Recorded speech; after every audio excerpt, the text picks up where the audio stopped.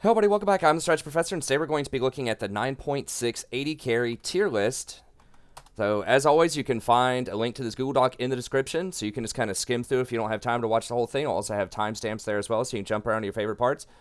In the Google Doc, you'll find little mini Google Docs for each one of the champions that I'm going to talk about. If you click on that, in the document, you'll find a link to the wiki, which will tell you more about the champion's stats and abilities.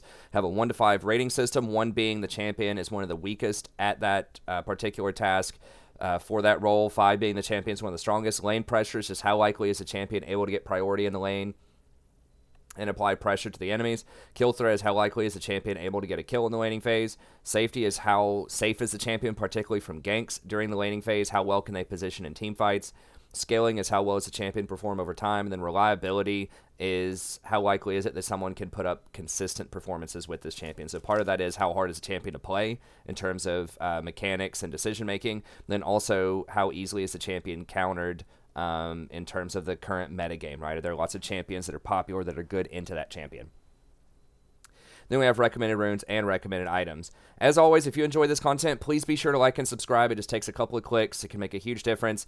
I looked at the analytics over the last month, a couple of days ago, and it turned out that like 80% of the people that are watching aren't subscribed. So, if you're one of those people, please go ahead and hit that subscribe button if you haven't already.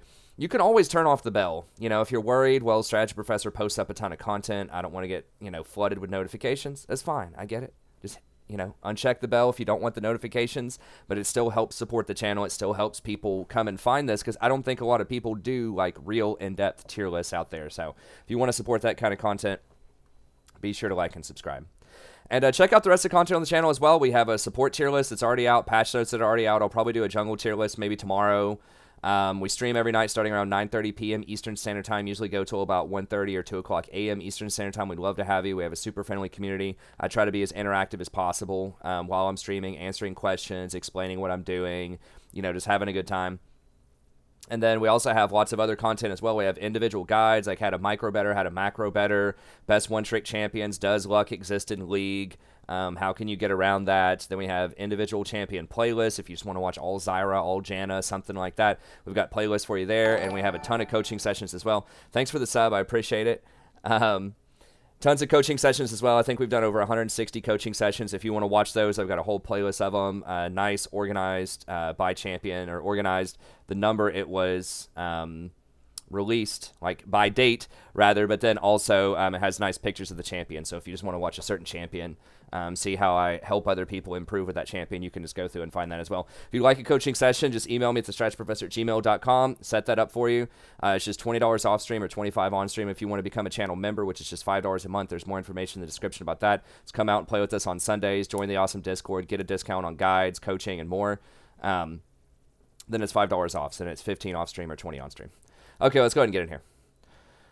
So I don't think the meta itself is going to shake up too much from patch 9.6 with the AD carries. There's a couple of things to look out for, though, and I've got a couple of spicy suggestions for you that may or may not pan out. I think I've been on point with a lot of my suggestions. I was a very early adopter of on-hit Nico. A lot of people were like, why are you playing that on stream? Why are you trying that out? And I was like, man, this is really, really good after the changes in 9.5. They hot nerfed it fairly recently. I said that Kale could be really strong if she can find out how to get through the laning phase, and I suggested that the best build on her might actually be Blade the Ruined King and the Ginsus, and to drop the AP builds. And that's what a lot of people are doing, finding a lot of success with that. As soon as Conquer got nerfed, I said Draven's probably going to be best with Klepto. I explained why in depth and talked about why Conquer was trash and Press the Attack was a poor substitute.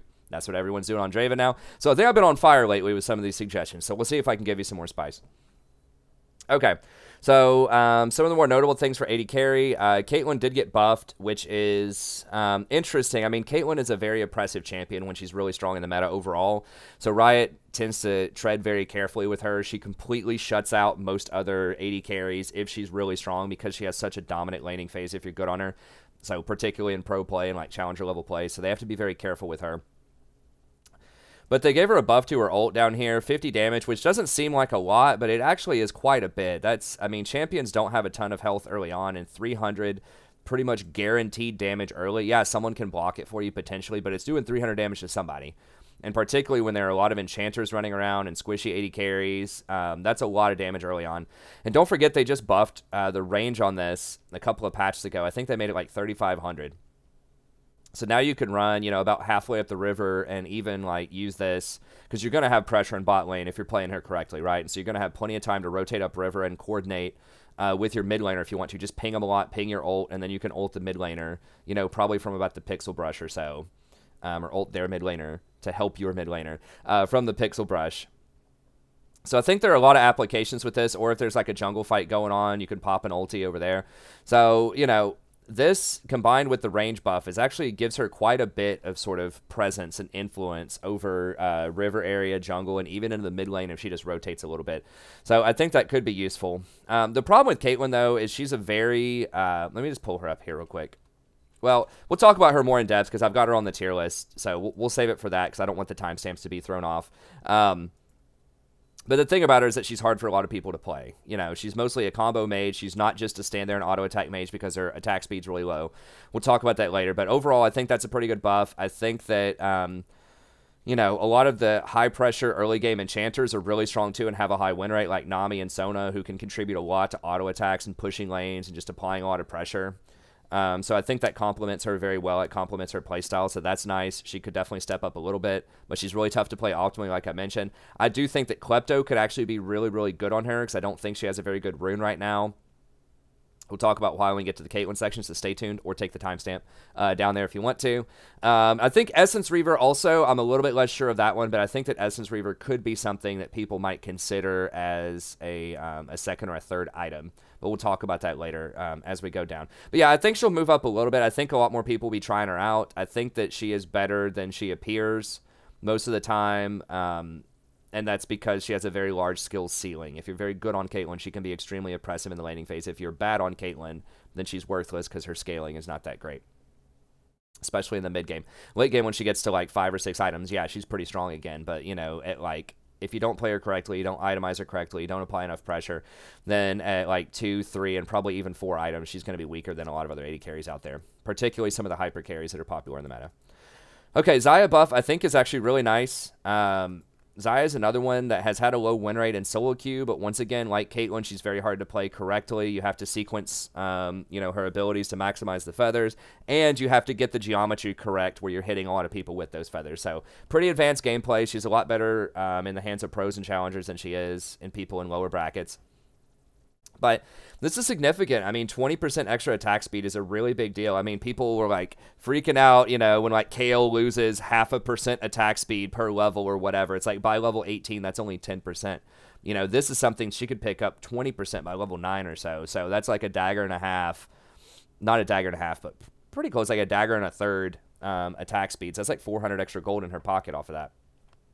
So that's really, really nice. And I think this is going to reinforce what I think is the best build that I don't see a ton of people doing, but it's some combination of Essence Reaver, Phantom Dancer, Infinity Edge.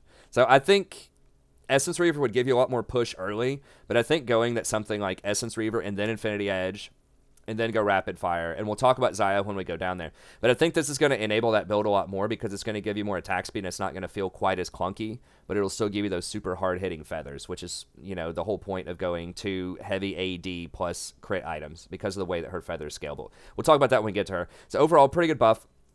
I think she'll move up a little bit. Ezreal nerf. This is a very significant nerf to his late game. The double tier build is extremely oppressive around like 25 minutes when he can complete it. You know, a WQ can almost one-shot squishies at that point. So, and there's just so little counterplay to that because he can just keep spamming Qs. So this will dial back that damage a ton. However, he will still have like an okay mid game because he can just substitute the tier for Blazer and King, and that actually makes him the second tier. That actually makes him a lot stronger in the mid game, and that's what most people historically have done on Ezreal. They'll go, you know, Manamune, Iceborne Gauntlet into Blazer and King. Blade does help you kite better, and it also adds extra on hit to your Q. So it's still pretty good. I think that after that, though, after those first 3 items, he starts falling off a lot. You'll have to start getting things like probably Mortal Reminder after that, which does not synergize very well with the damage on your ult. The thing about the tier build, the double tier build, and getting all that AP is that that really buffs up your W, it buffs up your ult, it buffs up your E, it buffs up all of your abilities. in addition to your Q having a decent AP ratio. So that's what made it so oppressive, is he did so much burst damage, which was different from most traditional Ezreal builds where you had to pick AD or AP. Most people picked AD, and so it's like you did most of your damage with your Qs. Well, now he does so much damage with his other stuff, with the double tier build. So that's going to scale that back. It's going to make you auto attack more. It's going to make you land more Qs. It's going to take away your one-shot potential, but you'll still have really good zones of control. You'll still be able to kite people and do pretty good consistent damage over time. You just won't be able to spike people down anymore.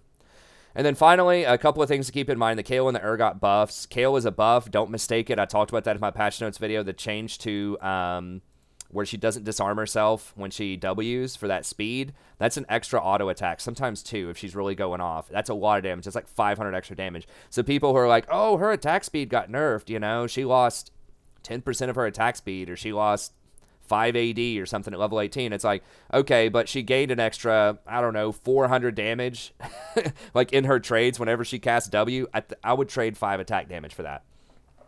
So very, very strong. And Urgot, super strong too. I think the best build on Urgot, like I talked about in the patch notes, is going to be Black Cleaver into Blade of the Ruined King, because they increased how much damage on hit does by like 50%. So if you can get away with it without being too squishy, I think that'll be the build. But even if people don't catch on to that for a while and it's just Black Cleaver into your standard assortment of tank things, you know, like Death Dance, Guardian Angel, you know, that type of stuff, then I still think he's going to be strong. And the overall message there is tanks get crushed by these champions. They can't apply enough pressure to Kayle. They're just going to let her scale and give her a free lane, which is bad. And Urgot's just going to shred straight through them with Conquer plus Black Cleaver and all the other nonsense he has going on with that crazy buff that they gave him. So I think that overall that means that mobility is still going to be very important. You better be very good against assassins and fighters a lot of times, or a lot of the AD carries that can do that. That's a huge perk right now, because we're just not going to see a lot of tanks. You might see tanks in the bot lane that engage. Maybe there's a chance you could see a tank jungler, but I think it's very rare. I just don't think tanks are very good right now. So I think split and pick's the name of the game. It's going to be a lot of spread out fights. There's going to be a split pusher. Like the ideal comp right now in solo queues, probably you're going to have one split pusher in a side lane. Then you're going to have an assassin in the mid lane. And you're going to have something that's like a fighter or an assassin or a split pusher type of thing in the jungle. And so I don't think you're going to see a lot of 5v5 team fights. You might, but I think it's going to be split pick is still going to be the best strategy, as it has been since the beginning of the preseason, which means someone splits off. You try to get the enemy team to split up, and you pick them off with your assassins and your split pushers and your fighters. So it's going to be the same drill. So champions that are highly mobile, that are good in that kind of clown fiesta, as people call it, style of play, they're still going to be strong, like your Vaynes, your Lucians, your Dravens, that type of stuff, Twitch. But let's go ahead and get in here more specifically. Okay, so Tier 1, I still think that Vayne's going to be on top. She has a really high win rate. Usually if Vayne has like a 53% win rate, something's really wrong with her, because she's a pretty difficult champion to play, or she should be in theory, because she's very short range. She doesn't have a lot of burst damage. She historically requires a lot of time to do her damage, so you have to constantly reposition with the Qs. You have to dodge everything. She doesn't have a lot of defensive tools, but that buff to her Q is just obnoxious. Now the fact that it lowers the cooldown on your tumble by 50%, which they added in like a few patches ago, is just absurd. Now she can still, she's even more incentivized to max silver bolts, and she can still have this to like a 1 to 2 second cooldown on her invisibility. And the thing with the invisibility, it's just so obnoxious because you can't target her. Like you can't auto attack her, you can't target her. It prevents so much damage on her. Even if you know exactly where she's going to go, if you have something that's targeted or you're trying to auto attack her, you just can't do it. So it gives her a free reset on her auto. Basically, like she'll walk in, you know, auto you, tumble, you can't auto back. Then she gets one more attack, tumble. And so basically she cancels one of your attacks like every 3 of her attacks. So she gets to attack you like 3 times. You get to attack her twice, maybe, because of that invisibility. So, not to mention that every time she tumbles, she gets a ton of extra burst damage. You know, she does basically a little mini crit, 50% bonus physical damage. Crit does not apply to that bonus, so keep that in mind. I took that away years ago, so do not build crit Vayne, please. It's terrible. I mean, you can still win with it because she's really overpowered, but you definitely want to be going the Blade of the Ruined King Gensu's build. It's just so much damage, especially if you're maxing bolts, which you are highly incentivized to do. Because of the 50% cooldown on tumble. You don't need to max tumble as much. You still get the bonus damage, which is nice, but you don't need the cooldown reduction on it. It's okay, but like, you know, it's going to be ridiculous anyways when you have your tumble. So that just makes her really strong. you know, the fact that she's so mobile, she can dodge everything, you can't target her, she does a ton of damage. You might say, well, Vayne's usually really good into tanks. Didn't you just say that tanks aren't in the meta? Yes, but she's so good right now that she just murders squishies too because of the way that Ginsu's interacts with this. It basically makes this do an extra 50% damage because instead of having to hit 3 times, you only have to hit 2 times. And so, you know, now it's like basically almost like 21% of their max health every 3 attacks or so. It's a lot. You'll notice whenever Ginsu's is fired up, it just takes 2 silver bolts to proc this, and it's just an obscene amount of damage. So, and you can't get away from her. You know, if the fight's looking bad, she's going to run everyone down and kill them because she gets so much extra attack speed when she's running towards people, especially with Final Hour. And because Final Hour is up, you know, like for 16 seconds at level 6, if you get any kills or resets, it's just ridiculous. Like, market here right now, they're going to nerf her within 3 to 4 patches, like guaranteed. She's just way too strong. She's even showing up in pro play lately. Now, I don't think she's done phenomenally well in pro play, but if people are picking her in pro play, like when she has one of the worst laning phases in the game historically, once again, major balance problems with her. So I think she's super strong right now. Can you beat her? Yeah, you can, but you better stop her before she gets to 2 items, because when she gets to 2 items, it's just done. Like, her 2 items, in many ways, is stronger than a lot of champions' 3 or 4 items. It's so good with her kit. And one of the things that makes it so difficult to stop her right now, too, is enchanters are very popular right now in the laning phase. So even if she takes bad trades, you know, your Nami, your Soraka, your Sonas, they're all going to heal her through it. And then she can take Taste of Blood and Ultimate Hunter. So Taste of Blood does give you quite a bit of extra healing. It's one of the most powerful runes in the game for the laning phase. Gives you a lot of extra healing. And then Ultimate Hunter is going to allow your ult to be up even more, so you get to be overpowered even more often. And if you want to, in tough lanes, press the attack is what people usually go because it helps out with your burst damage against single targets. So early on, you can actually trade in the laning phase if your Leona gets an all-in. It gives you a bit more power to trade. Now, keep in mind that the press the attack bonus damage does not apply to your true damage, so it does not make your silver bolts do more damage. But the reason that people get it is they just want that little bit of extra burst in the laning phase so that you're relevant earlier on, because the thought process is you're already going to murder everybody later, so you don't need lethal tempo because you're already going to be dominant. You just have to get through the laning phase. So that's the reasoning there. But if it's a tough lane, you can even get something like Doran's Shield, Fleet Footwork. You could even do Bloodline if you have to, and then Taste of Blood, and you could do Ravenous Hunter if you wanted to. Your bonus damage off of your Q does count as ability damage, and your Silver Bolt proc does count as ability damage, and that does trigger Ravenous Hunter, so that would heal you up. So you have all of these options. Even if you're against a super tough lane, you can get like 4 or 5 different sustain mechanics, and you're rushing Blade and King, so you're going to have Vamp Scepter early. You can get all of these sustain mechanics to get you through the laning phase, so it's just like sustain in lane right now is just really overpowered, especially in the bot lane, and that allows champions like Vayne to sort of coast through the laning phase, even though they, you know, historically have been pretty bad at that point in the game. So I think that Ginsu's, Blather, and King, after that, it's kind of up to you. Quicksilver Sash is pretty popular just because you are so close range. You know, people can hit you with their crowd control. So that one's helpful. If you just want a ton more damage, you could go Wit's End. This does give you extra magic resist. It does do 42 extra on-hit damage. And remember, with Ginsu's, it'll trigger twice with the Ginsu's. Like, every second hit will double trigger the Wit's End. So it makes Wit's End do like 50% more damage. And it also shreds magic resist from your enemies. Now, you obviously don't do a ton of magic damage, but that can help out your team. So if you have something like a Rise or an Azir or something like that on your team, then shredding that magic resist with Wit's End can be good. It's also extremely cheap. It's only 2,400 gold. Gives a lot of attack speed. You don't really need crit with this build. It doesn't synergize with anything that you have. So there's really no point in getting crit. You could get Phantom Dancer if you want to. You're doing that mostly for the shield, though. I do think another one that a lot of people don't get that can be very relevant is Death's Dance. And the reason for that is true damage does trigger Death's Dance. So you do get a lot of healing off of that true damage. And if you go double sustain items, it's really hard for them to burst through you because the Death's Dance redirects 30% of that damage, makes it into a dot, and that gives you more time to keep churning out auto attacks and sustaining through it.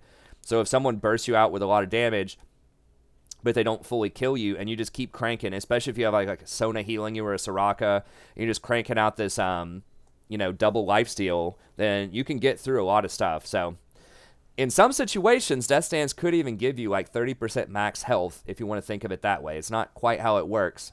but it's very nice. You could also do something like Bloodthirster if you wanted to. But remember that normal lifesteal does not apply to true damage, so it would not apply to your bolts. However, Death Stance does apply to the bolts. Death Stance does apply to the extra bonus damage that you do off of your Q. And it's the same price as Bloodthirster and has the same AD on it. The only difference is you don't get the shield, you just get the healing, and you get 10% extra CDR. So I think that Death Stance is criminally undervalued as a potential like third offensive item on a lot of champs. I think Vayne is one of those. So you do have options there. You can go GA, you can go Quicksilver Sash, you can go Wit's End, you can go Death Stance, you can go Phantom Dancer. But the first two items should always be Ruin King Ginsu. So yeah, Vayne's still going to be very strong. I'd highly recommend if you want to learn her, if you know how to play her, get it in there. She's very, very strong right now. Probably going to get nerfed in a few patches. Okay, Lucian, talk about him all the time. Every time I do one of these AD carry tier lists, he's still going to be super strong. They did nerf his W damage. I don't think that matters that much. I mean, a lot of people weren't maxing W. Some of the pros were to get extra lane pressure, but he's still very strong. His win rate has gone down a little bit, but I think that's mostly because some of these other champions are coming up, and people are starting to play them better rather than Lucian is weaker. So he has gone down a little bit. He might have a bad matchup into Vayne after the buffs. I'm not really sure. But he still puts out a ton of pressure early. He has a lot of synergy with a lot of stuff out there. You'll end up going Blatherin King into Black Cleaver, and you'll have press the attack. So you trigger press the attack really easily. Your double shots each count towards the press the attack. Once you have that going, and it does 12% extra damage, then that means that your Blatherin King is doing extra damage. Your auto attacks, of course, are doing extra damage. All that stuff, and then Black Cleaver shreds armor. So now they have less armor, and you're doing 12% additional damage, and both of those benefit the Blatherin King, which you can trigger twice off of your double shots. So that kind of holy trinity there of runes and items just gives you a ton of shred, gives you a pretty decent amount of burst, and gives you a nice amount of survivability as well. Black Cleaver, that 400 health, makes Lucian tankier than a lot of other AD carries out there. The CDR is very nice for his abilities. Sometimes you see Lucian go for something like Essence Reaver after Blatherin King or even earlier. I mean, I guess that's okay. It does give you nice AD. It does give you nice crit if you want to go for an Infinity Edge build, but it makes you a lot more squishy. So I guess if they have like a really squishy team, maybe Essence Reaver could be something to consider. You could go, Blatherin King into Essence Reaver into like Infinity Edge or something. It's an interesting like higher burst damage build, but you're going to be squishier yourself, and you're not going to have that same synergy with Black Cleaver. Remember that all like Black Cleaver and Press the Attack help your entire team out. Whenever you trigger Press the Attack on somebody, everybody does 12% extra damage. Whenever you shred that armor off of somebody, everybody benefits from that shredded armor that's doing physical damage. So that's really helpful for a lot of your teammates as well, especially if they do happen to have a tank. I don't think there'll be a lot of tanks, but even something like an Irelia with a lot of items, or like an Urgot or an Aatrox, can be difficult to kill, so that can be helpful. So very mobile, can be a bully early, has a lot of burst damage, scales pretty well, has a very versatile itemization path, so I think he can be pretty good. He might have a tough time later on into Vayne.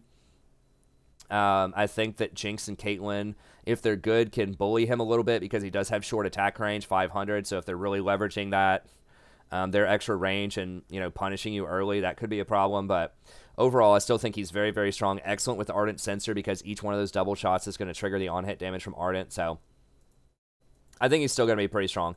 So just press the attack, overheal. They did just nerf overheal. You might want to go back to Triumph, actually. So we'll do Triumph, Alacrity, Coup de Grace, and then Absolute Focus and Gathering Storm. Then just Berserker Greaves. If they have like a Fed 80 Assassin, a Zed, a Talon, Rengar, that type of thing, you can switch it over to Ninja Tabby and still be okay. And then I think just Ruin King, Black Cleaver, and then after that, Infinity Edge, Phantom Dancer is probably where you want to be. Although, once again, if they have a really squishy team and you're pretty far ahead, you could substitute Essence Reaver for the Black Cleaver if you want to. More offense, less defense. Okay. Draven, still going to be very strong. I mean, the key here is you have to switch out for the Conquer, because Conquer is really bad on him. It takes 5 auto attacks to trigger it. That's just not how Draven wants to trade. Draven wants to hit you once with his axes, boom, just do a ton of damage and kill you in like 3 or 4 auto attacks, right? So the reason that Klepto is so good on him is whenever you activate your axes, that counts towards Klepto, and whenever you do your Blood Rush, that counts towards Klepto. So, and that's the style of trade that he wants, right? You Blood Rush up, you auto attack him, hit him once or twice, and then back up, right? Then auto attack, go in, hit him once or twice when they're not expecting it, and back up. Because he's one of the most important champions in the game for landing that first auto in trades. You always want to try to get that auto attack advantage on him. And so you want to wait until they're trying to go in for that cannon minion, and then you just blood rush up, with Klepto, land those axes. And that's really strong. And like I said, a lot of people have adapted this now. So it's not just crazy old strategy professor. People thought I was crazy old strategy professor when I was recommending this, but a lot of people are picking it up. Not everybody. There's still some holdouts with press the attack, but I've seen a lot of people running Klepto lately, and I think that's, going to be the more powerful build because it kind of doubles down on your early game. A lot of people think of Klepto as like, oh, it's this late game thing. You get extra gold to scale. That's part of it. But don't forget, you also get a lot of extra potions. And potions are like really most powerful early on in the game, right? So you get more health potions, you get mana potions, you might get one of those little mini flasks or whatever that gives you the AD. And yes, you do get sacks of gold. So that just doubles down on your early game pressure, doubles down on just getting a ton of gold and power spiking towards that first item. If you have Klepto gold and you manage to get a kill in the laning phase, you're just going to have a ton of gold, and you're really going to spike them hard as soon as you finish your Bloodthirster or your Infinity Edge, whatever you decide to get as you go through. I think that Bloodthirster first is probably stronger, and then I think Infinity Edge second. Just go for your double AD items because he scales so hard off of AD because of how his Q works. You basically get double damage. Like every Q is basically a crit. It's 105% extra bonus damage with an extra base amount. So flat AD is tremendously strong on him. And because you're not going to be attacking a ton, you really want him dead in like 3 or 4 auto attacks. You want him running away at least. You don't need attack speed that much. You also get a pretty good chunk of attack speed from Blood Rush. So I think it's okay to go for a double heavy AD item on him. And historically, we've seen this with some Dravens. You'll still see Dravens that'll probably go like rapid fire second or whatever. That does give you that longer range, so you do land that first auto. So if you're going to get a Zeal item, rapid fire is the way to go. You'd go like Bloodthirster, rapid fire, or Infinity Edge, rapid fire. But you definitely want 2 heavy 80 items in your first 3 items. So, you could go something like Bloodthirster, rapid fire, Infinity Edge. But I would not go double Zeal item because attack speed is just not going to be as strong on him as is for other champs. You got to wait on those axes to land, right? As soon as the axe lands, then you want to attack again. So, I mean, you can attack while your axes are in the air, obviously, but I'm just saying he scales extremely hard off of raw AD because of how his Q scales. So I think you want a lot of AD on him. So I'll just go Klepto, Footwear, Biscuits, Cosmic, Overheal, maybe switch it back over to Triumph, and then Alacrity. And then Bloodthirster, Infinity Edge, Phantom Dancer. I think you probably do need Berserkers with him just because like you aren't going to have a ton of extra attack speed with this build. I mean, I guess you could go Ninja Tabby if the Zed's like 5-0 middle. You need to just grab an extra, something. If the Assassin middle is AD and they have a ton of, they're just really far ahead, don't be afraid to go a Chain Vest early. You can turn it into a GA later. You don't have to complete it. But, like, if that Zed is 5-0, you can't keep finishing your Infinity Edge. You have to stop and get something or he's just going to one-shot you, right? So I see so many people that just mindlessly keep getting their all-offense build when the Rengar's 5-0 or the Zed's 5-0 or the Talon or whatever. You can very comfortably get a Chain Vest early on. It's not a ton of gold. It's a little bit, and you can turn it into a GA later. It's like a 3rd or a 4th item, so you're not even really like wasting gold. You're just delaying one of your abilities, but you're speeding up a later item. So definitely consider that in extreme situations where there's an assassin that's fed. Just as an aside. Okay, and then Twitch is coming up too. I've always talked about Twitch being one of the best one-trick champions in the game. It's because he's so versatile, and it's because he's invisible a lot of the time too. You can get so many people, you can get so many kills off of Twitch's invisibility. It's ridiculous. Like you're coming back to lane, your support's just sitting there chilling. They will push up into you most of the time. They're not going to know you're there, and then all of a sudden your Leona drops ult, or, your Nami empowers your auto attacks with E and then bubbles them or whatever. You can get so many kills on Twitch. If you do manage to get priority in the lane, you can roam around, get kills in the jungle, get kills mid lane. If you fall behind early, you can sneak up on someone in a side lane and get kills. Like, invisibility is just so ridiculously strong in solo queue because nobody buys pink wards. And nobody expects Twitch to be there. He's just such a menace, especially once he gets out of the laning phase, because he could be anywhere, anytime. Off of you're invisible for so long. Even at level 1, it's like 14-second or 10-second invisibility. You can run halfway across the map with that. So I think he's just super strong right now. Just the one thing I'll say about Twitch is make sure that when you use your ult, do not attack through the minion wave. I've seen so many Twitches do this. It reduces your damage per enemy hit by a lot. So if you're throwing this through 5 minions or whatever, you're shooting this through the minion wave, you're only doing 40% of your damage. So yes, you're getting 20 bonus AD, but if your total AD is like 100, you're getting plus 20, that's 120. You know, 40% of that is 48. So if you didn't turn this on and you're attacking the enemy through the minion wave, you would do 100 damage every time you hit them. If you do turn it on, you would only do 48. So you're taking off like over half of your damage if you open up with this early game and attack through a minion wave. So do not do that. These are line attacks. They go through everything in a line. So that's just word of the wise there. Just don't open this up. Also, use your range, right? This gives you an extra 300 range. That's 850 range. That's like turret range, just about. And I see so many Twitches try to walk up in melee combat with people. That like one of his strongest attributes is his insane range. Like it's longer than Caitlyn, it's longer than Jinx. It's crazy when his ult is active. So use that. I know people want to go up in case the enemy flashes away, like you want to be able to kill him, but just think to yourself, is it really a good idea to go into melee combat with Kha'Zix or Rengar? The answer is usually no. So just be aware of that. Don't greed out. If you get their flash, that's good. Like their flash is going to be on a 5-minute cooldown. This is on a 90-second cooldown.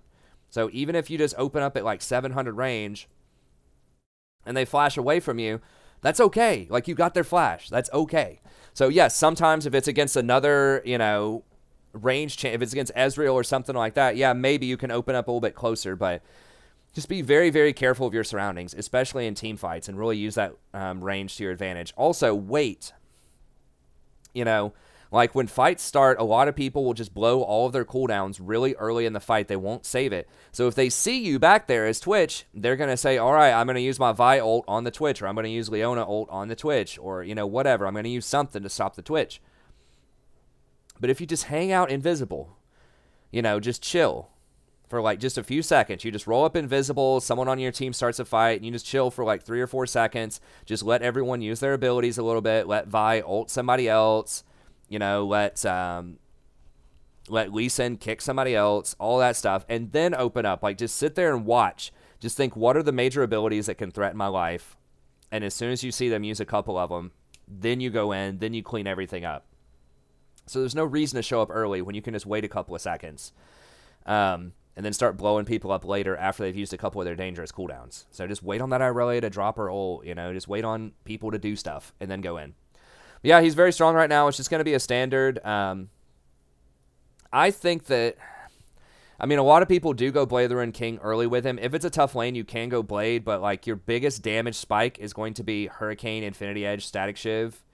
But a lot of people are going to go Blade the Ruined King into Hurricane, into Infinity Edge. That's okay too. It does give you more sustain in the laning phase. It does give you like better ability to kite. It gives you more defense. But Infinity Edge is going to give you a lot more power early on, because a lot of your remember, your things can crit off of spray and praise. That can crit. It does apply Blade the Ruined King too. But your poison also has a huge AD ratio on it. So when you get 5 stacks of poison on people, that has a 210% AD ratio on it. You know what has very little AD on it? Blade the Ruined King. So just keep that in mind. The Infinity Edge, like the extra 8, like the 80 AD on Infinity Edge versus I think it's like 40 on Blade the Ruined King, will make a tremendous difference in how much your Contaminate does. So that's why I highly recommend trying to get Infinity Edge if you can. But if it's a tough lane, you know, Blade can work too. I think people overdo Blade the Ruined King because pros do it all the time. Because the first item power spike is so important in pro, because they're just not going to have the gold to get a ton of items in a lot of games. So you'll see pros on almost everybody, on Ashe, on Twitch, on a lot of champions will go Blade the Ruined King, even though Infinity Edge is better against individual targets and Clown Fiesta skirmishes, especially if you're going to have more gold as the game progresses. If the final score is going to be 40-40, you're going to have 4 items. It's going to be better to go for the crit route. Okay, but yeah, Twitch still going to be really strong. Invisibility is very strong. You know, kind of like what I talked about with Vayne. There are so many ways you can get through the laning phase. You know, some Twitches even go Hail of Blades instead of lethal tempo. It's kind of a toss-up there, but either way, you can get Taste of Blood. You can get Ravenous Hunter if you want to. You get Doran Shield. You can have your Sona and your Nami to heal you through the laning phase. So I think that opens up a lot of opportunities for him. Similar for Jinx, right? Now, Jinx is going to be stronger in the laning phase than Vayne or Twitch. But she's not as mobile as Vayne, and she doesn't have the sneakiness of Twitch. So that's why I have her down a little bit lower. But she is one of the highest scaling AD carries right now in the game. She's one of the highest win rate champions in the game right now. She is the highest win rate, like, standardized AD carry. And I think a big part of this is she's just, like, one of the easiest to play.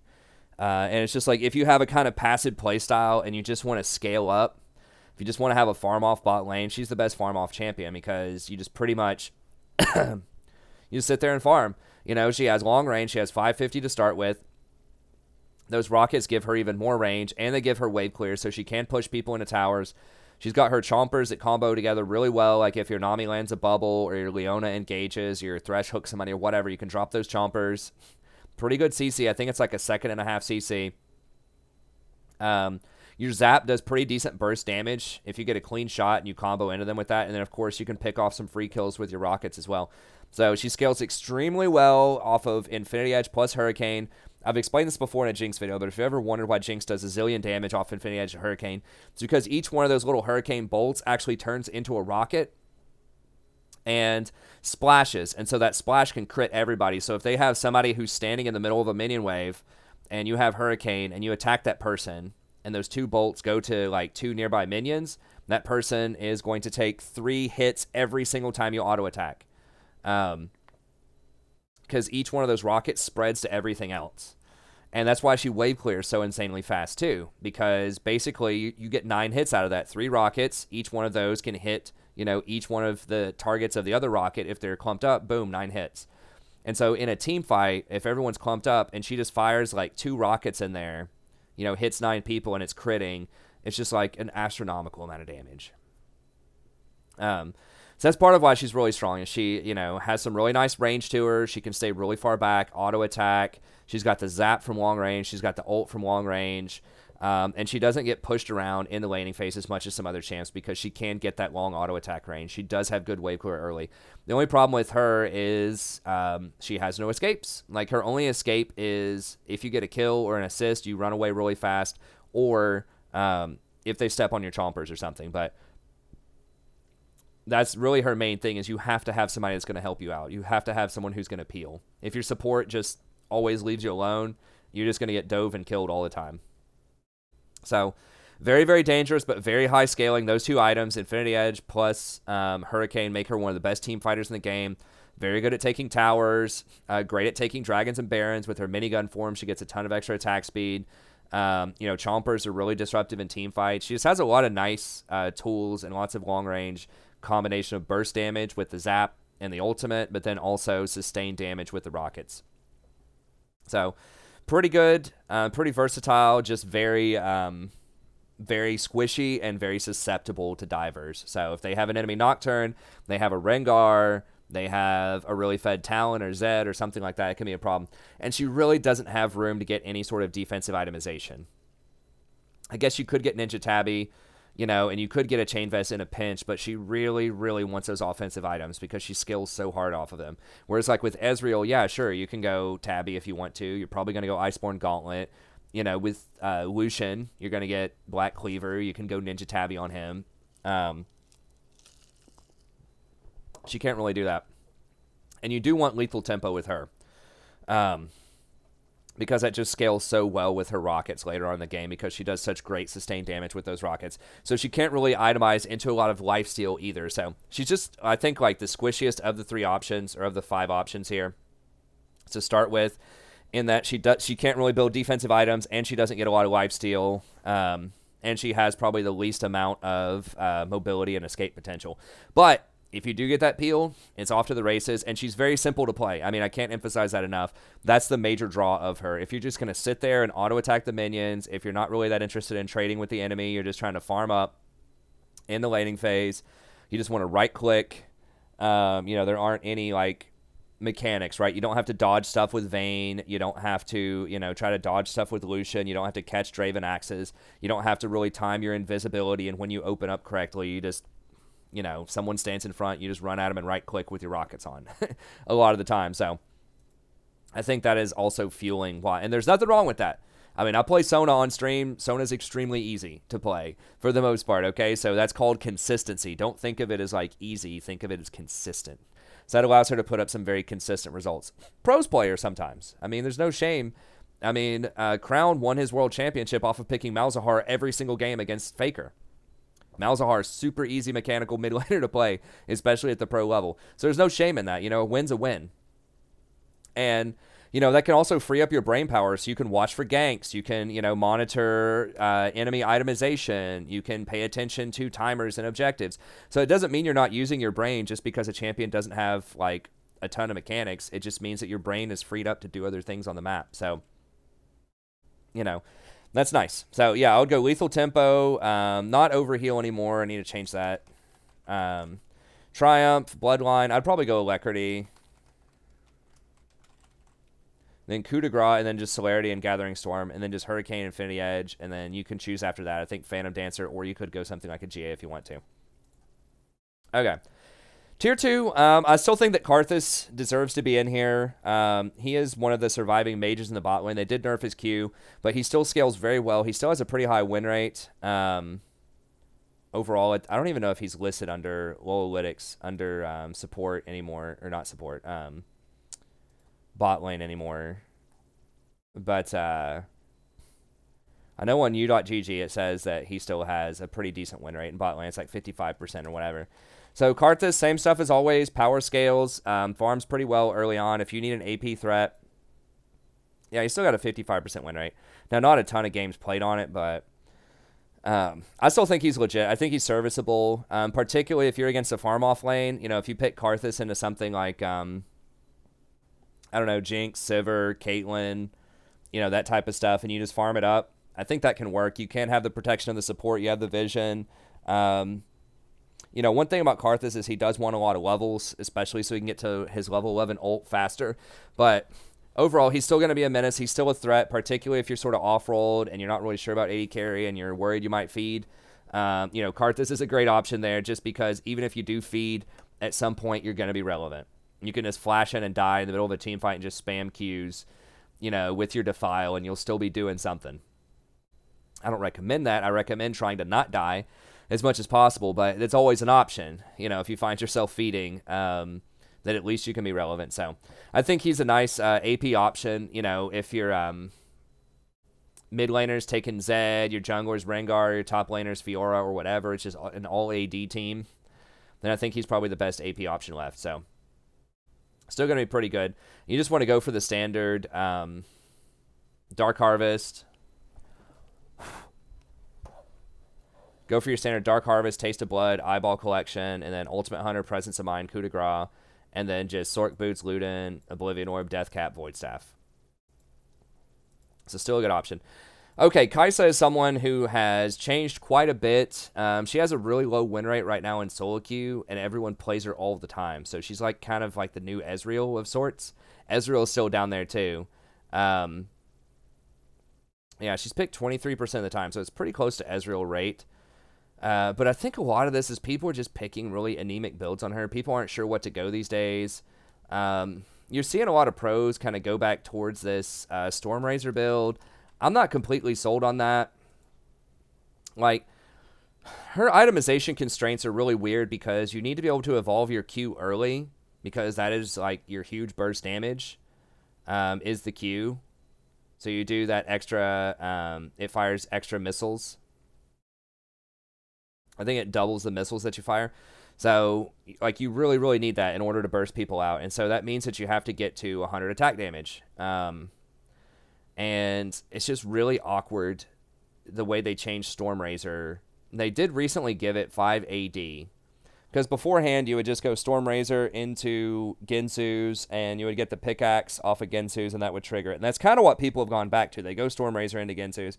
The problem with this is, like, it's kind of a low attack damage. It's like 60 attack damage to begin with. The attack speed is nice. You do get some extra burst damage whenever you get the energized passive, so that's all good. Ginsu's, we know how that works. That's pretty good. I still think that rushing something like Infinity Edge into Ginsu's is still really good as well. A lot of people were doing that.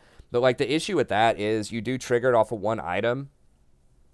You do get your Q evolve off of one item.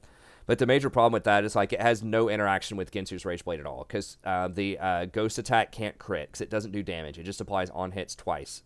So it applies the Ginsu on hit twice. And most importantly, it applies her passive on hit twice.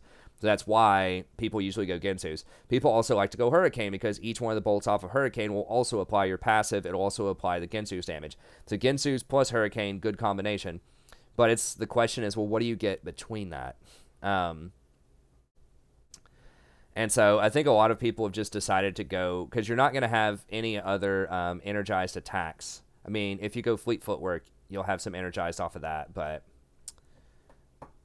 it's kind of awkward. Not everyone's doing it. You know, Samix here is not doing it, but you'll see there are a lot of Storm Razors. So I think a lot of people are going Storm Razor into Ginsu's into something else random.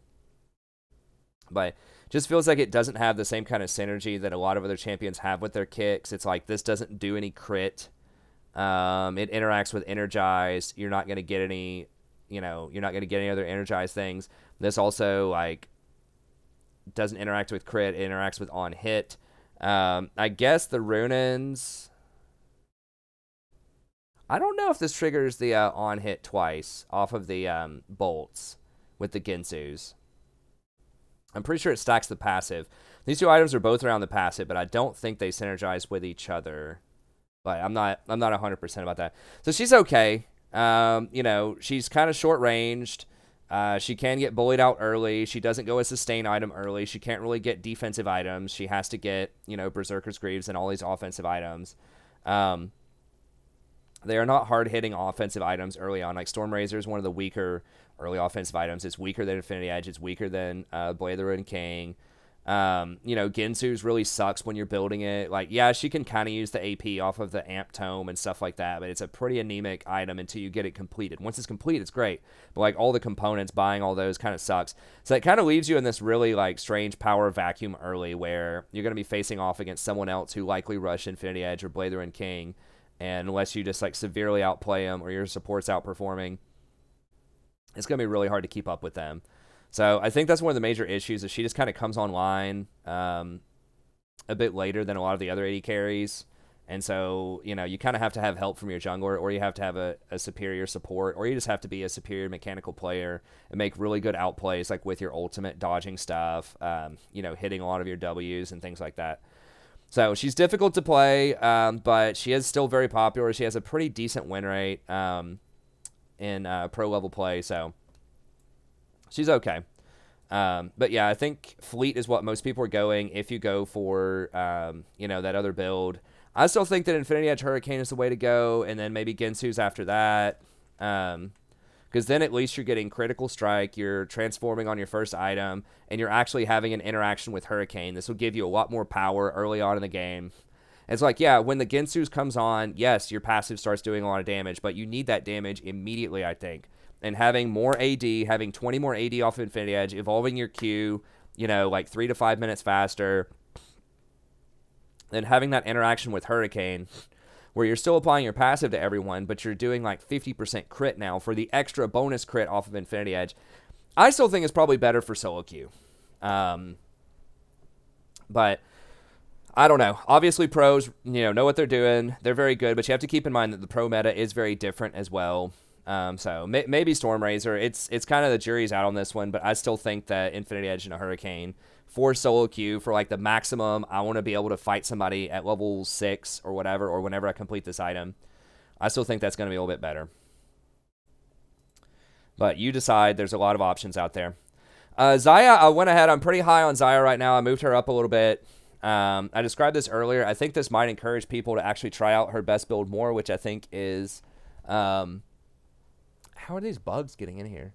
I think is Essence Reaver. There's like one little like gnat or something up there. Essence Reaver into Phantom Dancer into Infinity Edge, I think is going to be her best build. And the main reason for this And I don't want this to take too much longer, maybe just like 10 more minutes or so. I'd really like to keep this under an hour. But the major reason for this is the scaling off of her E. It does not scale on attack speed, okay? It indirectly, yes, the more feathers you get down, the faster you can blade call her out. So I guess indirectly it scales with attack speed. But it scales really, really well with crit. It's one of the few abilities in the game that actually scales off a crit. So you get an extra 50% damage if you have 100% crit, which is not super likely. But if you get 50% crit, you get 25% extra damage, which is a lot. And it has a pretty nice AD ratio. Like the feathers themselves, you know, do a decent amount, but remember that the feathers also, like, the damage gets reduced per, like, feather that hits somebody. But a 0.6 is really huge off of this. That's almost 50% of the damage on the ability, right, if you have 100 AD. So that's really nice. And then, you know, most people max Blade Caller. I think it might be possible to max Deadly Plumage after this, because you're getting extra 30% attack speed. Maybe not, though. This ratio doesn't change depending on how many points you put in it. But it's just, you got to ask yourself, would you rather have, you know, 40 more damage per feather, which is going to go down overall, or would you rather have 30% extra attack speed for both you and Rakan? Maybe if you have Rakan, this is better, because that empowers Rakan also. But I guess Blade Caller is probably better overall. But I think that Essence Reaver is definitely something that people should invest in with her, you know, because she has lots of abilities that, you know, obviously cost mana, but she has really good wave clear if you're using them effectively in the laning phase. And so mana is really good. Also, the CDR is a huge deal for her. That's going to allow you to have more Blade Callers, more Deadly Plumages, more ultimates. That's a really long cooldown on her ult. I didn't realize it was that long. So she's okay. I think that, you know, with really good play, like I mentioned before, especially if you have a Rakan on your team that's pretty decent, then I think she could come back. I think she could be pretty strong. Even though she has a low win rate overall. Remember, win rates are always backward looking. I think moving into the future, she'll definitely move up a little bit overall, especially at higher end play. But lethal tempo, you just want to get those feathers down as fast as possible, then Triumph Alacrity, Coup de Grace, and then I still think that Taste of Blood and Ravenous Hunter are the place to go. Some people do some different stuff, but I think I'm really high on Taste of Blood. I think it's a lot of sustain in the laning phase. And then also Ravenous Hunter, just because you do so much damage with your abilities, with your feathers. So I'm pretty sure Clean Cuts, her passive, counts as ability damage. And your Blade Caller definitely does. So I think you can sustain a lot off of this build in the laning phase and really pressure people out. So, you know, Essence Reaver, Phantom Dancer, Infinity Edge, that's what I'd recommend. I think that's a really strong build. People are going to start figuring that out more. I just don't go double Zeal on her. It just doesn't have enough scaling off of her E. Ezreal, we've talked about Ezreal a lot in the past. The main attraction here is I think that Blade the Ruined King is what he's going to end up going second. Yeah, just Ruined King next, and you can't get Seraphs anymore. So yeah, probably Ninja Tabby. You can also get Ionian Boots if you want to, if you're feeling greedy. And then Manamune and Blade the Ruined King. And then his Kleptomancy, Magical. I still think you want Dematerializer. You know, I suppose you could get something else in that bracket, maybe Biscuits or something if you wanted to, but Dematerializer is pretty good too still. And then Cosmic, I know it just got like nerfed on this patch, but still having three materializes for those cannons to get preferable backs is pretty nice. And then just Mana Flow, Transcendence, and I mean, y'all know Ezreal. He's the most popular AD carrier, one of them. You see him all the time. You just got to hit those Qs. That's it. Dodge everything. Don't forget that you can buffer that E. So if Blitzcrank is about to hook you, if you press that E, even if he hits you, you're still going to shift out of it if you've pressed it in time. Okay, so just don't forget to dodge stuff with your E. Hit your Qs, dodge stuff with your E. You'll probably be a pretty good Ezreal.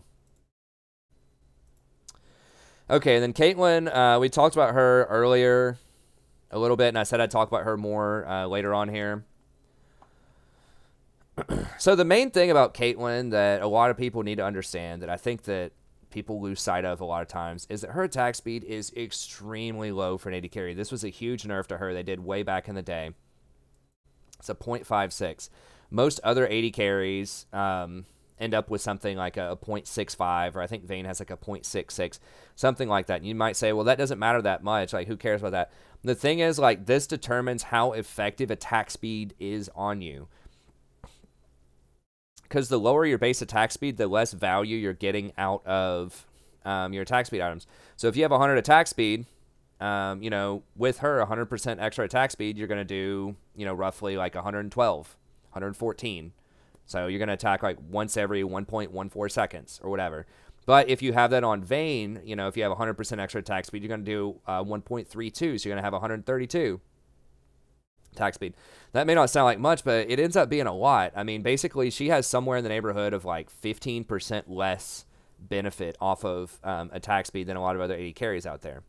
Now, they did that to her because they really wanted to emphasize that she is a poker and a sniper type of champion. She is not a sit there and just auto attack type of champion. She's not Jinx. She's not Vayne.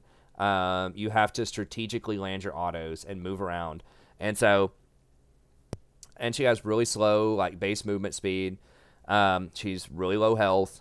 So a lot of times people don't have the right mentality when they come into lane with Caitlyn. They're just thinking, oh, I'm just going to sit here. She has long range. She's safe. I'm just going to auto attack the minions and just scale up. And that is false. You fail. Versus everybody, just about, you're not going to scale very well. But you don't get as much benefit from attack speed, like I just mentioned. Also, you don't have any steroids to your auto attacks in your kit. Like, nothing gives you extra AD on your autos. Nothing gives you extra attack speed. You don't have any special on-hit interactions that are consistent. Yes, you do get a headshot every now and then, but that's like every, what, 6 shots. Her 7th shot is the headshot. You cannot stack it up with Hurricane anymore. If you read an old guide from like 2 or 3 years ago, they'll tell you to get Hurricane on Caitlyn because each bolt of Hurricane used to help her stack her passive. They took that off. It works with Xayah, does not work with Caitlyn, okay? So that means she just doesn't have the scaling. If you look at other AD carries, right, like Vayne gets a lot of extra attack speed, or a lot of extra AD, rather, off of her ult, off of her tumble. You know, she gets all these extra things to empower her attack damage. Each, you know, her attacks get a ton of extra benefit because of her silver bolts.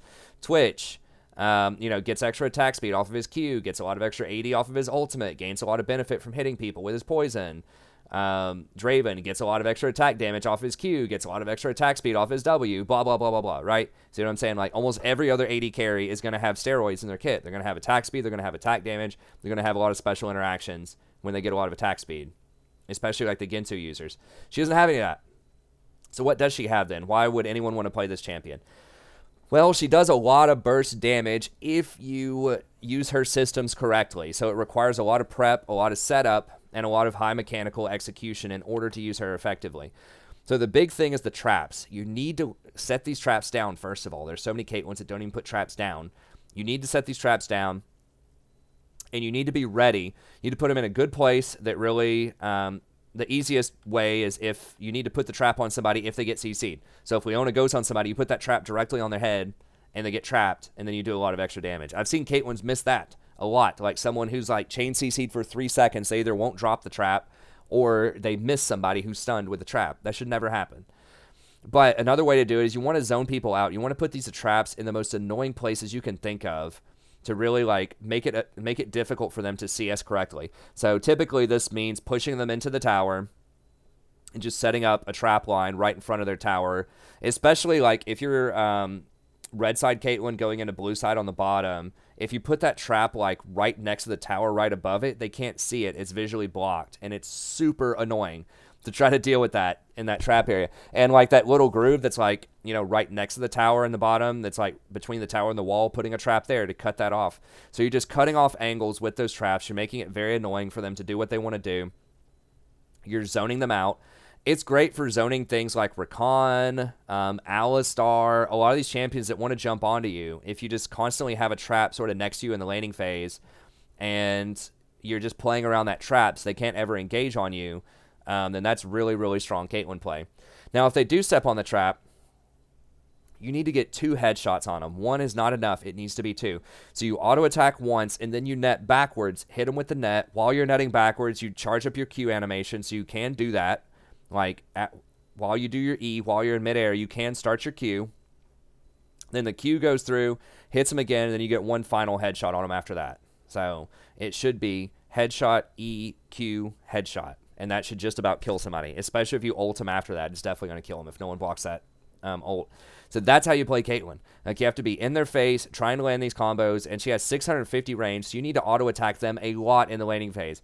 Every time they try to go up and auto attack, you need to hit them. Just hit them, hit them, hit them, tag them. If you can, get into the brush, right? See if you can get brush control and start auto attacking them out of that brush. Why would you want to do that? Well, not only does it make you difficult to auto attack back, but it doubles your headshot stacks. So if you're attacking them out of the brush, then you're going to have a headshot every, 3 attacks. It'll be your 4th attack instead of your 7th attack. Okay? Almost never see Caitlyn's doing that. You need to be in the brush, landing your autos whenever possible so you get those headshots stacked up faster. Okay, so these are all little things that, like, you just have to keep track of with Caitlyn that are weird that, like, other champs don't really do. But that's what you need to do is get those headshots. And her stuff scales really heavy with AD. I mean, look at this. Up to 178% of your total AD on your Q. That's a ton.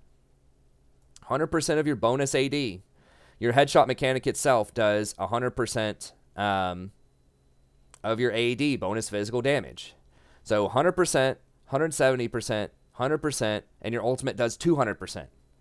So what should you be stacking as Caitlyn? Pop quiz. AD, that's correct, AD, because she has huge, huge ratios. I mean, these are like fighter level ratios. This is like something that like Riven or Kha'Zix would have, on their ratios. But everyone goes double zeal.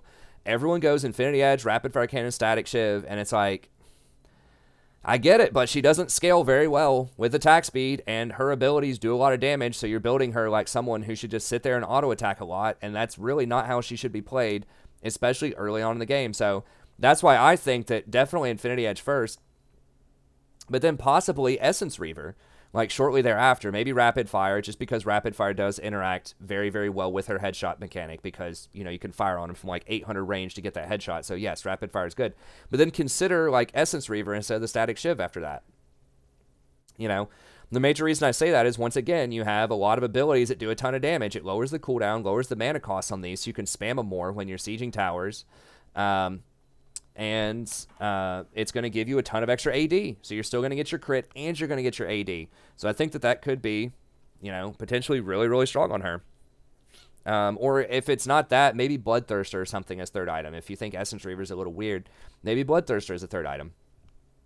I don't know. Just something else with a lot of raw AD so you can really take advantage of these abilities. Because how you should be playing Caitlyn is, pushing people into towers and auto-attacking a lot.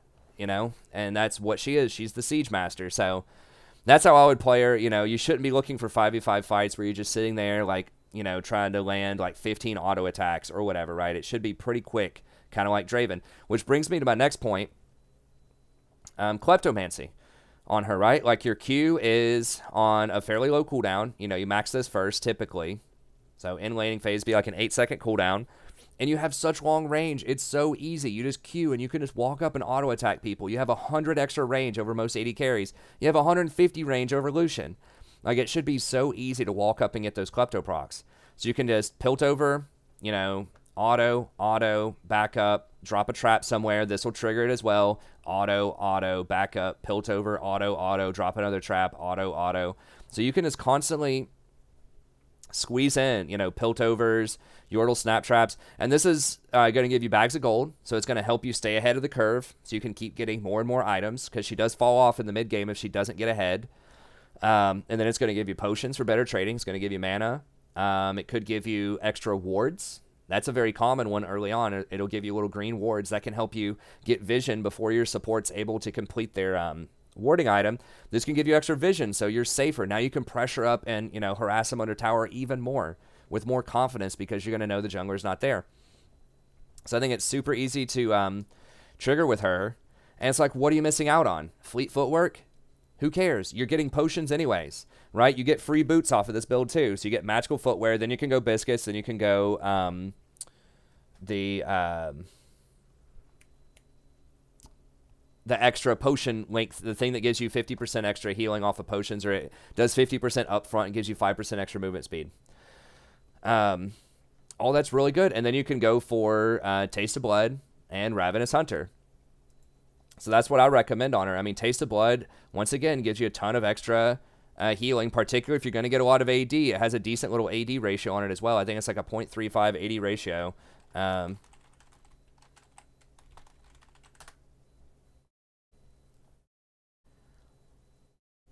a 0.2 ratio on it. Yeah, early on, I mean, you can trigger this every 20 seconds. You can trigger it on cooldown as Caitlyn. It's so simple.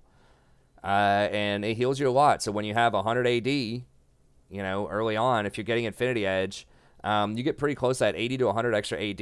I mean, at level 9 or whatever, it's going to heal you for like 50 or something. So it's pretty good healing. I would say the healing off of Taste of Blood is probably close to Fleet. Probably not quite as much, but it's still really good. And then if you want to, you can go something like Ravenous Hunter because I believe your head, I'm not sure, like the snap trap damage definitely would be an ability damage. I believe your passive, your headshot would count as ability damage. And I know 100% your Q counts as ability damage. So you throw your Q down the minion wave, very common, heal for a ton off of doing that. You could also go something like Eyeball Collection if you wanted to. You could still go into Precision if you want. You could get like Triumph, Coup de Grace, could be all right. But I just think that Alacrity is not amazing on her because once again, she doesn't have a huge amount of base attack speed. And Fleet Footwork is all right too, but it's like, it doesn't do that much to help you offensively. It just heals you, and you should already be winning the lane. And with Klepto, you're going to get a ton of potions. You can get biscuits with that build as well. You get free boots. You can get Taste of Blood. You know, there's just so many other ways you can get sustain. And I think you're just sacrificing too much to get Fleet on Kate because Fleet, I feel like Fleet is really designed for champions that have a very hard time laning that can't really heal that comfortably. And I think that overall Klepto is going to give you just as much, if not more healing as Fleet, and it's going to give you a lot of extra gold on top of it.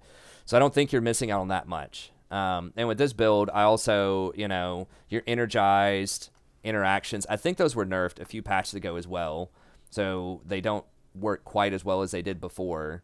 But I don't know. That's what I recommend on Caitlyn. So I think that Klepto is definitely worth exploring on her. And to a lesser extent, I think that Essence Reaver could be potentially really good. Either Essence Reaver or Bloodthirster as a third item instead of a second Zeal item, just so you get more AD, could be really good. And then I like the Taste of Blood Ravenous Hunter just for the ultimate harassment, the ultimate sustain, ultimate lane domination. But you could switch this out if you want to go for Triumph and Coup de Grace if you want more team fighting.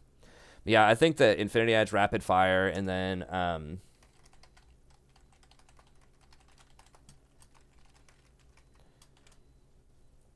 I'll say Bloodthirster. Bloodthirster's a pretty good one too because that extra shield is really nice, protects you from burst. And I believe her headshot does apply a lot of the lifesteal to it because it empowers her auto attack. I'm not sure if that triggers like lifesteal or whatever. Let me see. Will not have any effect on trap and net. Okay, so it does not give you extra range with the trap and the net for extra headshot with rapid fire. Okay, this doesn't grant. So Runins does not grant headshot or Gensu's. Bonus headshot damage does apply lifesteal. Okay, so it is an on-hit effect, but it does apply lifesteal. So abilities do not apply lifesteal. So like her Q does not apply lifesteal, but the on-hit from the headshot does apply lifesteal.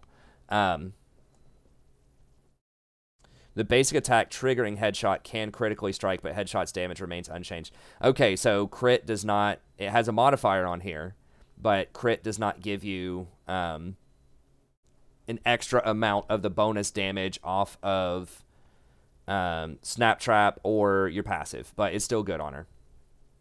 Okay, so yeah, I think that's the way to go. Definitely double AD items somewhere in there. I would not go for the full Zeal just for the reasons I described. Okay, and then really quick, of course we failed to reach the hour length here, but we'll go really quick through the rest of these. Ashe, I have a whole guide on Ashe from about a month ago, so be sure to go through, check that out if you want to. I think that Infinity Edge, Hurricane is way, way better for individual single target, high damage, which is what you want when you pop level 6. Blade the Ruined King is good later. I would get Blade third. It's good for team fights. So it's a lot better if you're hitting 3 people with the bolts off a Hurricane, but it's a lot worse if you're only hitting one individual person, especially if there aren't a lot of tanks running around. So I think most Ashes will just copy pros and automatically rush Blade the Ruined King, but that's because pros usually fight mostly team fights. In solo queue, you're going to be fighting mostly Clown Fiestas, right, where everyone's going to be spread out and it's these small skirmishes. So different style of game. Infinity Edge is going to be way better for that style of play. So that's what I would recommend on Ashe. And I mean, she's pretty good. She's got initiation to start. She has really long range, kind of like Caitlyn. You need to leverage that range. You need to be auto-attacking people. You need to be poking with your W. You can't just sit there and chill and farm, or you're going to get outscaled. It's not quite as bad as Caitlyn because Ashe does have okay attack speed scaling, but it's still pretty rough. So make sure you're using those abilities. Also, make sure you're using Hawkshot. Like, scout the jungle with Hawkshot and just see where the enemy camps are. And that's a huge help, both to you, so you know where the jungler is, so you know if you can pressure up without getting ganked, but also for your jungler, so they know where the enemy jungler is, and they can make better pathing decisions.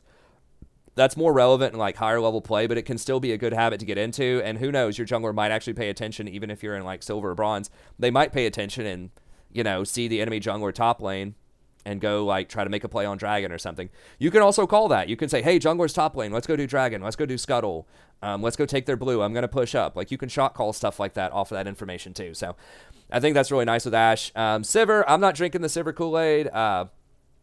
She's very good in pro play because, once again, team fights. People all group up. People have, you know, 5v5 team fights, and that means those Sivir bounces are going all over the place, doing a ton of extra crit damage. She's very strong at 3 items. So with Sivir, kind of like a lot of these other champs that I've seen or that I've, you know, recommended, you want to go something like Essence Reaver, Static Shiv, Infinity Edge. After that, I think you should go double AD on her. A lot of people will still stack a lot of crit, but I think that Essence Reaver is very strong on her. Are people... Let me see here real quick. Some people are going Essence. Yeah. Something like this. What Neon was going there. Now, the thing about Essence is if you get... So, some people are definitely, you know, getting the build that I think is pretty good here. Okay, more people are doing it on her. I think this kind of build with double AD and only 1 Zeal item is going to become a lot more popular. I think people just, you know, old habits take a while to break sometimes. But yeah, people are doing that on Sivir, and I think that's the best way to go. Because you need Infinity Edge. Infinity Edge is such a huge modifier, but anyone that gets Essence Reaver usually wants it early so they can push earlier. But that means that you have to get Infinity Edge, usually as your 3rd item after that. Anyone that's could potentially want the Essence Reaver, in most cases, with Caitlyn kind of being an exception there if you want to try it on her later. But yeah, I think, you know, really good wave clear, but I just think that she takes too long to come online, and the rest of your team just might lose before you can do anything. I think she really requires like 2 or 3 items, and she's a good utility AD carry. Like, she speeds people up, she's going to let your team run in and engage. So, you know, I think she's a lot better in pro play than she is in solo queue, although she does have a nice win rate in solo queue. You know, she has one of the highest win rate, 80 carries. I just don't see it in a ton of games. So she's up there. She's 53.5.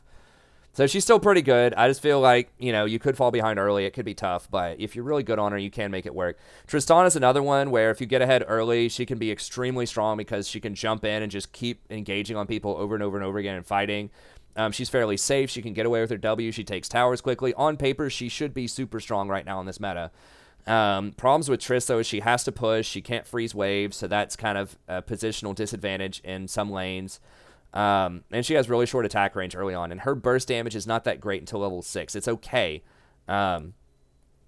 But she can get bullied out by other champs. But if you scale really well with her as the game goes on, you know, if you get into the late game, she is an excellent combination of really high scaling and high mobility, and that's just at a premium right now. There are not many champions that do that.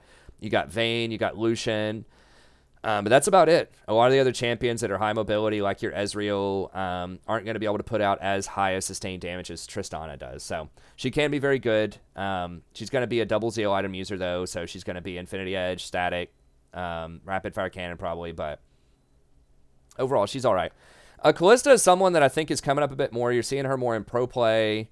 And an interesting build that I saw that I scouted out here is people are actually maxing Q on her to give you that lane pressure. So to just double down on the bully potential. Now, she's only got a 44% win rate in solo queue, so approach with caution. Even in pro play, it's not that great. But I saw that people were picking her up.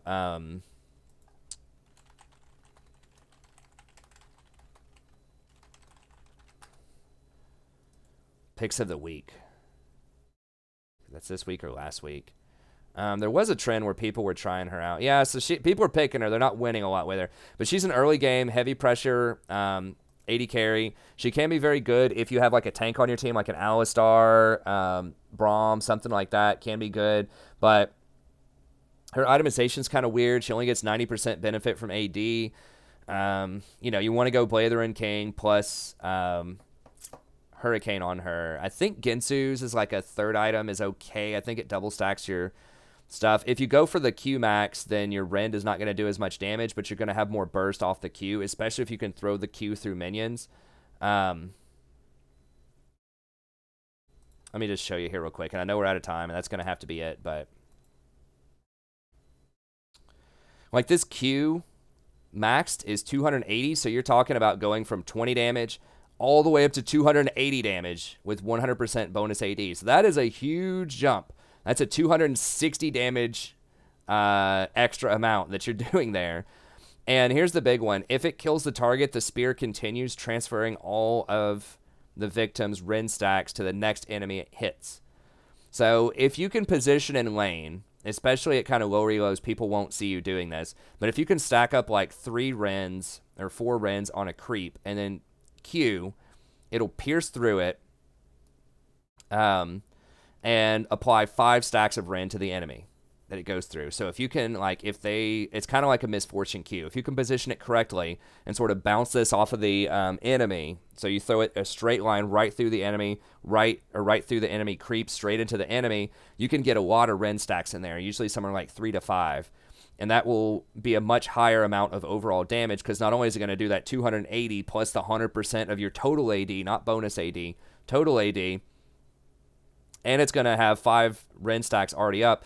That's going to be a lot better. Versus right here, you know, your first Rend is going to do 40 extra damage. The scaling does not matter on this. And then per stack, you know, it's what, an extra 4 per stack. Now this does scale. Your secondary does scale from like 20 to 35. So that does matter if you get a lot of stacks in there. But kind of like a lot of other things out there, the way the game is going, you want to figure out how can you shortcut and do more damage quicker in the game to gain an advantage. And I think that the Pierce, definitely getting like 3 points in lane and maybe even going all the way up to 5, depending on how it's going, might be the way to go, because that's just so much extra damage. But yeah, so a big issue with Kalista, though, is it requires a lot of setup and doesn't do damage before you press your Rend. So you have to really learn how to time how much damage your Rend is going to do. You have to have those calculations in your head so that you don't Rend early. And you have to live long enough. You know, if you're facing someone like Caitlyn or Draven who hits you in like 3 hits and, you know, does 90% of your health, if you're having to sit there and like chuck like 6 spears before you can Rend them to kill them, that's a problem. So usually in the late game, it takes her like way too many auto attacks to kill people a lot of times. Now, she is super mobile. But in the early game, before the enemy stacks up a ton of extra AD, before they start scaling really hard, you can take advantage of them with Pierce and stacking up these Rends, because they won't do enough damage, especially if you have something like an Enchanter on your team or someone who can heal you through and buy you enough time to get enough stacks. So I think that ultimately she can be good. I believe you, when you get Hurricane, it does apply the Rend stacks to everyone that you're attacking, so that can be pretty good for team fights. But, you know, she just has good utility with her Fate's Call. She used to be able to take Dragons and Barons really well, which was a major thing in pro play. They took that away from her. She's okay. She's really hard to play, but if you like her, she has been on the upswing a little bit lately, although she's still, for the most part, kind of down in the gutter. But, you know, that new Q build, I just wanted to share that with you. I think that might be something that could breathe a bit of new life into her. And then finally, Misfortune is the last one I'll mention. I mean, she's just a good early pressure jungler. She's great if you don't really know how to play AD carry or if you're auto-filled or something. You can do a lot of damage off of Q bounces, and then, of course, you have your ultimate later on. So if you do have a 5v5 team comp, one of those rare games where people actually want a team fight, you have a Misfortune, or you have an Amumu or a Kennen or you know, something like that on your team that can just AoE, hold a bunch of people still, and you channel your ult, so you can do a ton of damage. Okay, well, that's going to be it. Honorable mentions, Cassiopeia, I dropped her off the list from a couple of patches ago. Major reason for that is she's just been nerfed a lot. Meta's changed. She's still okay. She's still serviceable. You can still play her bot if you want to, but I think traditional AD carries, for the most part, are stronger now, except for Karthus, I still think is pretty good. Yasuo dropped him back a little bit, too. Really high skill execution. I think a lot of people can match him in the early game right now. And especially with double range supports, it's very, like, you're going to get harassed a lot by, like, a Nami or a Sona or something like that in the laning phase. So that can be rough. Nico got obliterated halfway through last patch. She was, like, super, super strong bot lane. You can still play her, but she does a lot less damage than she used to, so it's okay. Jhin still does decent burst damage early on. It's just his rune. He doesn't really have a great rune right now. So much about his, like, good builds and his good runes and stuff have been nerfed. But if you can pressure hard early, you might be able to make something happen.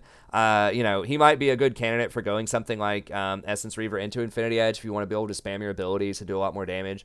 That could be a pretty good build on him. Varus still okay, but, you know, he just doesn't do as much damage as other people who are Gensu abusers like Vayne, like... who else isn't a Gensu abuser? Oh, Kaisa. Like Vayne, Kaisa, that type of stuff, like the Gensu users. So they nerfed his on-hit damage a while ago. I just don't think it's that great. Especially like the Legolas build or whatever with the lethality, you know, where you're trying to one-shot people with arrows. I just don't think it's that effective right now. Heimerdinger, if you're a god on Heimer, you can still make him work, but I think traditional AD carries are usually going to be better. You have to snowball and get ahead a lot with Dinger. Swain, still, like, pretty far on the weak side, and then Kog'Maw. You are seeing a little bit of a resurgence of Kog'Maw. He is a really good Gensu's user. If you have a strong front line, it can work, but if it's Clown Fiesta time, you know, he usually does not do very well in those types of environments. So we'll see. If tanks start coming back, if we start getting more of a front line to protect him, if you start needing that shred that he has, maybe he comes back. They're also thinking about buffing Wit's End. They said that maybe for the next patch. If Wit's End gets buffed, that would definitely be a huge boost to champions like... the champions like Kog and even Gensu users like maybe Kalista would really like that too. So we'll see. But anyways, that's going to be it. Thank you very much. Hope you enjoyed it. Be sure to like and subscribe if you did. Check out the rest of the content on the channel. And I'll see you next time. Have a great day.